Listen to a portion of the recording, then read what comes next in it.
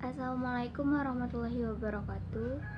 Kami dari kelompok 2 akan mempresentasikan hasil diskusi kami mengenai obat golongan antibiotik, analgetik, dan antipiretik yang lazim digunakan ibu hamil.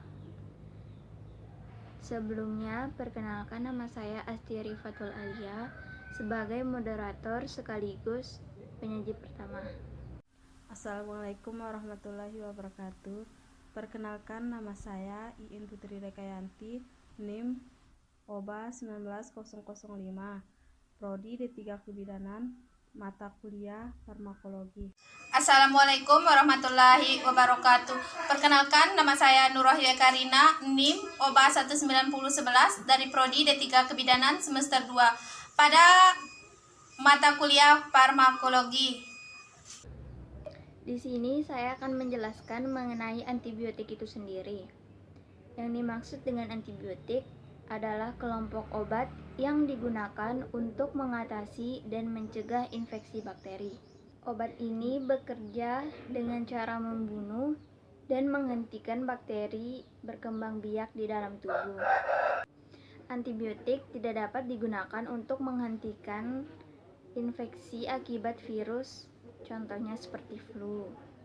Nah, tentu saja setiap infeksi mempunyai antibiotik yang berbeda-beda dong. Adapun jenis antibiotik yang aman untuk ibu hamil yaitu amoxicillin, penicillin, clindamycin, erythromycin, dan nitrofuranton. Selain mempertimbangkan jenisnya, antibiotik pada ibu hamil juga mempertimbangkan dosis dan jangka waktu konsumsi obat, serta melihat usia kehamilan. Jenis antibiotik yang berisiko untuk ibu hamil juga harus dihindari. Contohnya antibiotik golongan tetrasiklin, antrak, tifus, brusellosis, dan jerawat. Tetrasiklin tertentu tidak dapat digunakan pada anak usia di bawah 12 tahun. Dan jangan menggunakan tetrasiklin tanpa ada anjuran dari dokter. Jenis-jenis tetrasiklin meliputi dosiklin, minosiklin, tetrasiklin, oksitetrasiklin, tigesiklin, dan makrolid. Untuk itu, bisa ditanyakan kepada dokter mengenai kategori obat yang aman ataupun berisiko untuk kehamilan. Hindari penggunaan antibiotik tanpa resep dokter, terutama bagi ibu hamil dan menyusui, tengah dalam pengobatan lain, dan orang yang memiliki riwayat alergi antibiotik. Jadi, penggunaan antibiotik pada saat hamil ini bukannya tidak boleh ya, tapi harus berhati-hati dan tidak perlu untuk ditakuti, asal mengikuti resep yang disertai dengan rekomendasi dari dokter. Untuk materi selanjutnya akan dilanjutkan oleh penyaji kedua.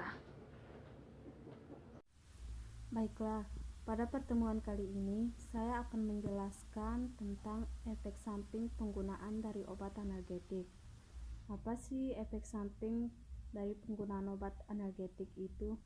Efek sampingnya, Anda bisa mengalami sakit perut, mual muntah, kulit mudah memar, mudah lelah, mata menguning, dan diare.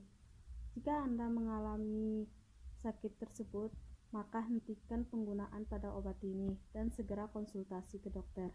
Baiklah, pada pertemuan kali ini saya akan membahas tentang antipiretin, yang dimana antipiretin adalah jenis obat yang dapat menurunkan demam dan mengatasi gejalanya. Biasanya antipiretin dilakukan bersamaan dengan alergetik, sehingga sering dikatakan alergetik antipiretin. Obat-obat antipiretik juga menekan gejala-gejala yang biasanya menyertai demam seperti nyeri kepala dan lain-lain.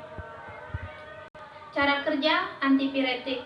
Obat-obatan antipiretik dapat menurunkan demam dengan cara menghambat sintesa dan pelepasan prostaglandin E2.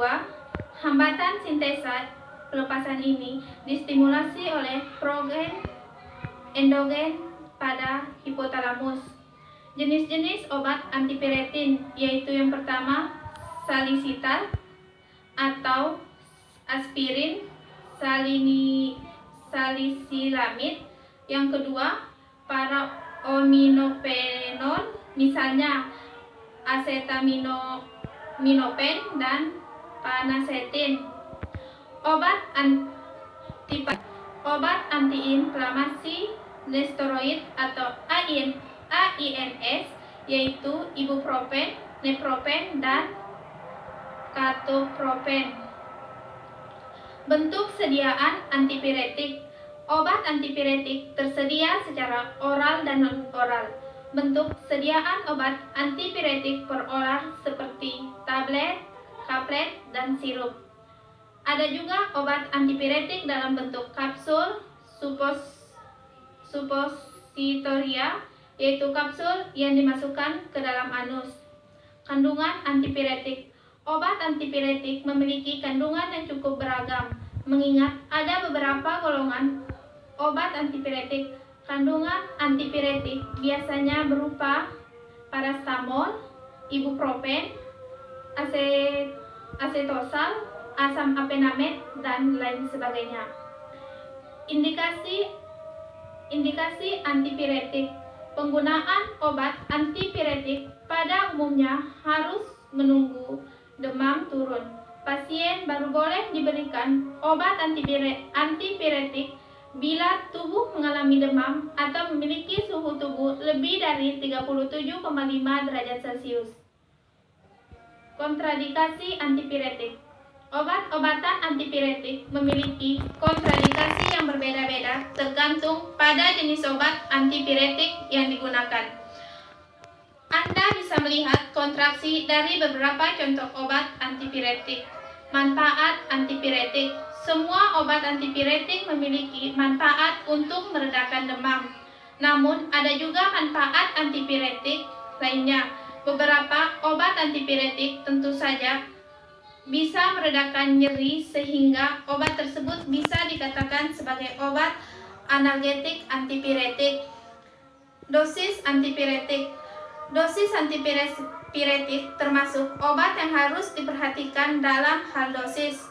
Ini dikarenakan obat antipiretik bersifat toksin bagi tubuh.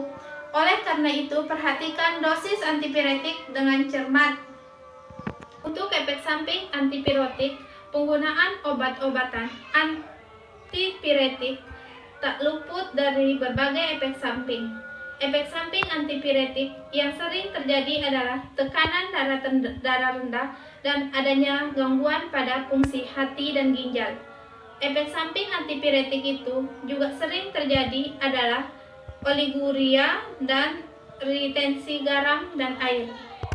Di samping itu, penggunaan obat antipiretik juga menimbulkan efek samping berupa gangguan saluran pencernaan. Sekian yang dapat saya sampaikan. Wabillahi taufiq wal hidayah. Wassalamualaikum warahmatullahi wabarakatuh.